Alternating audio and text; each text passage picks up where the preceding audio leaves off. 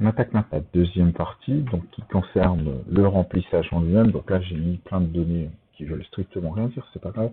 L'important, c'est ce que je vais vous montrer. Donc, j'ai rempli toutes les cases. Par contre, si je cherche à imprimer, donc aperçu avoir impression, eh ben, j'ai rien du tout, j'ai pas de quadrillage ou quoi que ce soit. Donc, donc je recommence. Aperçu avant impression, et pour quitter l'aperçu avant impression, la petite croix ici, hop, voilà. Le problème, c'est que c'est plutôt assez moche, donc on va voir un petit peu plein de choses. Alors, première chose que je peux faire, par exemple ici, vous voyez le petit triangle, en fait ça va dire que la case est trop petite. Donc pour l'avoir plus grande, soit j'attrape ici, vous voyez, je clique le gauche, je maintiens et je déplace comme j'ai besoin. Je reviens exprès comme ça. Ou encore plus simple, je choisis la colonne et je double-clique et ça l'ajuste automatiquement. Ce qui va être vrai ici aussi, hein, pas de problème, et ce qui va être vrai ici aussi, puisque là, la première case dépassait largement. Ça, c'est une des façons de faire. J'aurais pu d'ailleurs faire un petit retour chariot comme j'ai fait juste avant, mais c'était pas l'intérêt, c'était tout montrer ça. Là-dessus, on peut aussi profiter pour faire des mises en page, parce que là, c'est franchement très moche. Premier truc qu'on peut faire, par exemple, c'est cette colonne-là, la centrer. Donc, je choisis la colonne, donc je clique là. Hein, j'ai pris vraiment toute la colonne, et je clique sur centrer. Bon, c'est compliqué. Ici, pareil, je peux centrer sans aucun problème, donc déjà l'allure est différente. Une fois que ça c'est fait, je peux par exemple peut-être mettre du vrai quadrillage. Donc pour cela, je vais choisir mon tableau, donc la zone que je veux mettre en forme. Donc j'ai deux choix, soit je passe par ici, je choisis le quadrillage que je veux, si je veux que le tour, alors, hop, vous voyez, on voit bien que le tour. Si je veux rien du tout, donc là, hop, j'ai bien fait disparaître. Je peux choisir tout, il n'y a aucun problème là-dessus.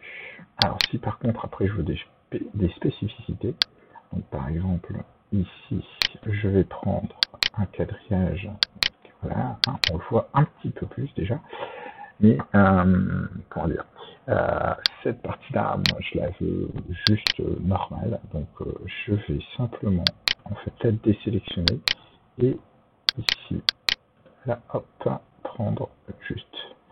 Donc normalement je dois pouvoir tous les mettre, et vous avez vu ici le petit quadrillage est parti. Oui. Ce qui m'arrange grandement, je vais faire la même chose ici, donc je fais attention de bien sélectionner. Et je refais pareil, je peux normalement voilà, arriver directement à ça. Donc du coup, j'ai vu que la première, j'aurais pu la faire directement, mais on peut faire plein de choses. Si vous avez un petit peu de doute, par exemple là, hop, clic droit ici, et vous avez formaté les cellules, et vous avez voilà, le même boulot.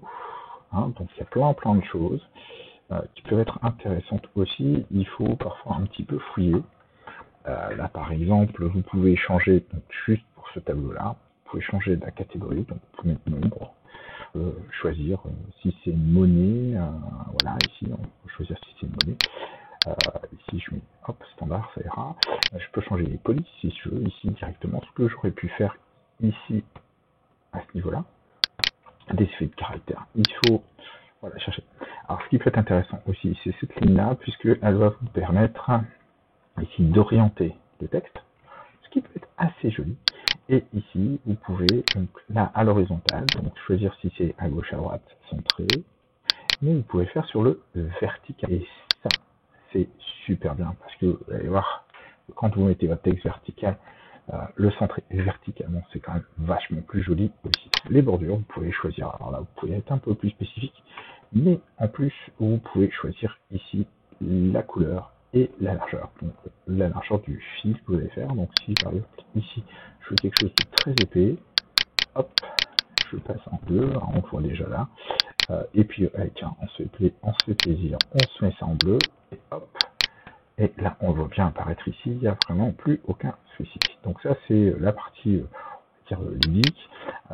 Là on parle de préluminité par exemple, donc je fais un clic droit, je vais dans formatage des cellules, et je dis que c'est donc ici dans nombre, je prends monnaie, et je choisis la tronche que je veux que ça ait. Donc moi par exemple celui-là me suffira largement et il me met les euros. Donc soit en passant, vous pouvez choisir ici aussi directement la monnaie, les dates, etc. Donc voilà, il y a une partie quand même qui reste à fouiller, mais on vous montre tous les endroits où vous pouvez justement rajouter des choses. On peut rajouter des colonnes.